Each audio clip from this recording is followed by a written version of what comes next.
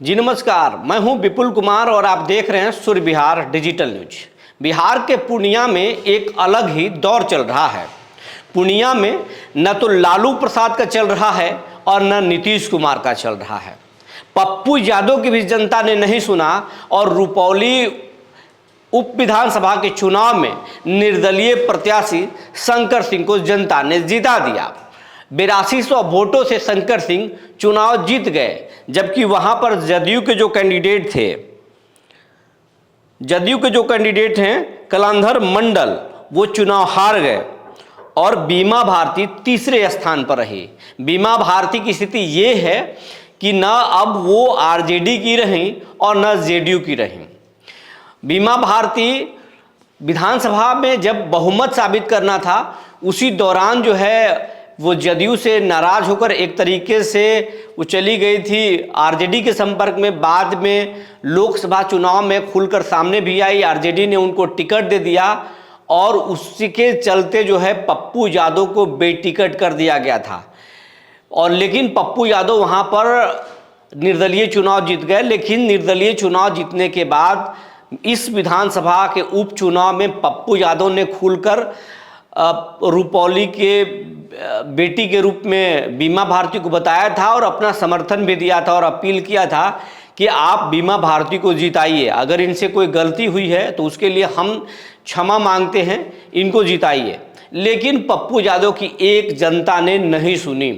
तेजस्वी भी कई सभा किए और राजद ने पूरी ताकत झोंक दी थी। जदयू नीतीश कुमार भी ताकत झोंक दिए थे, जदयू भी ताकत झोंक दी थी। लेकिन जदयू की पकड़ एक बार फिर कमज़ोर हो गई, ढीली पड़ गई। जदयू भी यहाँ चुनाव हारा और आरजेडी तो तीसरे नंबर पर यहाँ पर रही और निर्दलीय शंकर सिंह यहाँ पर चुनाव जीत गए। तो जिस तरीके से चुनाव में नतीजे आए हैं पूर्णिया के, वो चौंकाने वाले हैं और एक नया ट्रेंड शुरू हो सकता है। और 2025 के चुनाव में ये ट्रेंड खूब देखा जा सकता है। जहाँ जहाँ अगर पार्टियां मनमानी करेंगी और योग्य उम्मीदवारों को अगर बेटिकट कर दिया, अगर टिकट नहीं देंगे, तो फिर वैसे प्रत्याशियों को जनता स्वयं जिता देगी, सामने आकर के जिता देगी। तो ये इसकी शुरुआत जो है वो पूर्णिया में हो गई है। पूर्णिया में पहले लालू यादव और तेजस्वी यादव को लोकसभा चुनाव में जनता ने झटका दिया, नीतीश कुमार को नकारा और पप्पू यादव को चुन लिया। और अब इस विधानसभा के उपचुनाव में पप्पू यादव को भी नकारा कि आपकी बात हम नहीं मानेंगे, आपको मैंने जिता दिया, अब किसी के लिए आप वोट मत मांगिए। नीतीश कुमार की भी बात लोगों ने नहीं मानी और तेजस्वी की बात भी नहीं मानी और एक बार फिर शंकर सिंह निर्दलीय जो है चुनाव 8200 वोटों से वहाँ चुनाव जीत गए। और जिस तरीके से जीत हुई है उससे जो है दोनों खेमों में, इंडिया ब्लॉक और एनडीए में, दोनों खेमों में जो है खलबली है। और ये खलबली मचना जायज़ भी है, क्योंकि अगर इस तरीके से जनता आगे आकर के निर्दलीय प्रत्याशियों को जिताएगी तो फिर बड़े बड़े राजनीतिक पार्टियों के जो है भविष्य अधर में लटक सकते हैं, उनको कैंडिडेट अच्छा नहीं मिल सकते हैं, या कैंडिडेट के साथ अगर पार्टियां भेदभाव करती है तो उनको जनता जिता देगी। तो ये ट्रेंड गलत शुरू हो सकता है और इस जनता के लिए तो अच्छा ट्रेंड है, लेकिन पॉलिटिकल पार्टियों के लिए गलत ट्रेंड हो जाएगा और उनके लिए परेशानी का कारण है। राजद ने कह दिया है कि हम इसकी हार की समीक्षा करेंगे, क्यों हमारी हार हुई।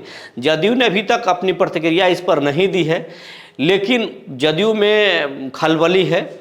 और इन तमाम चीज़ों पर जो नतीजे जो आ रहे हैं उस पर जो है प्रशांत किशोर की पैनी नज़र बनी हुई है।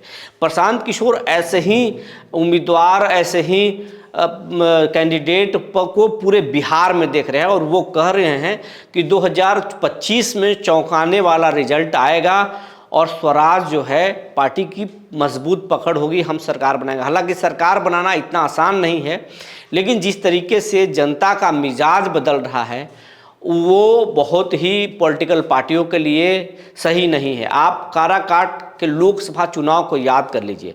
यहाँ पर एनडीए से कैंडिडेट थे उपेंद्र कुशवाहा, तीसरे नंबर पर चले गए, जबकि उनको जिताने के लिए नरेंद्र मोदी, गृह मंत्री अमित शाह, रक्षा मंत्री राजनाथ सिंह, माफ़ कीजिएगा, चिराग पासवान, जीतन राम मांझी, तमाम बड़े दिग्गज लोग उतरे, लेकिन उनको दूसरे नंबर पर भी नहीं ला पाए, वो तीसरे नंबर पर रहे। और पवन सिंह जो निर्दलीय प्रत्याशी थे वो 2,74,000 की भारी वोट लाए और ला करके उन्होंने सबको चौंका दिया। अगर थोड़ा सा आरजेडी के वोटों में बिखराव हो जाता तो निश्चित तौर पर पवन सिंह यहाँ पर बाजी पलट सकते थे, और स्वर्ण वोटरों में भी बिखराव हुआ, नहीं तो बाजी पलट सकती थी, पूर्णिया जैसा परिणाम आ सकता था। तो ये जो निर्दलीय के चुनाव जीतने का जो ट्रेंड शुरू हुआ है, इससे पॉलिटिकल पार्टियों में खलबली मची हुई है।